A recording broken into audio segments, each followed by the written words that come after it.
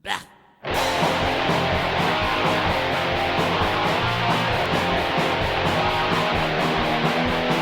Son esos que van a todos los conciertos, esos que notan que les van muy ciegos. La mayoría van con ellos sus padres, que no saben que es para su puta desmadre. Son el motivo de que huela mal tu ciudad, o de que te mire mal la vecindad.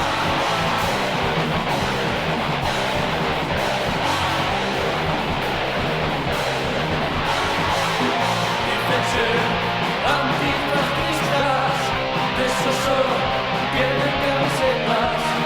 Les gusta la fama y la fiesta, que les den son puta mierda.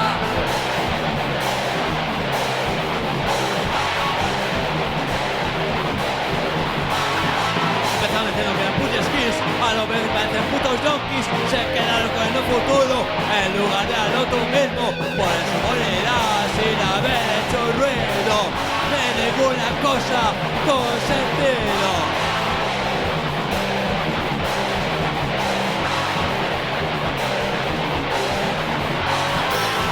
Dicen ser antifascistas, de esos solo tienen camisetas. Les gusta la fama y la fiesta, que les den son puta mierda.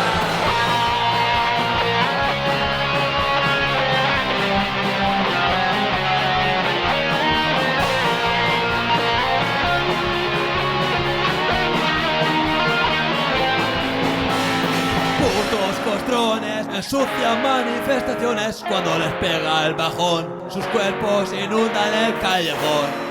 Se quedan en estado vegetal si es como van a luchar.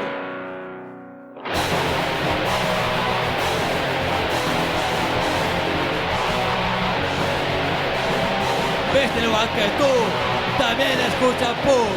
Algunos incluso tocan siempre que tengan coca. La gente te confundirá, de costa te tachará.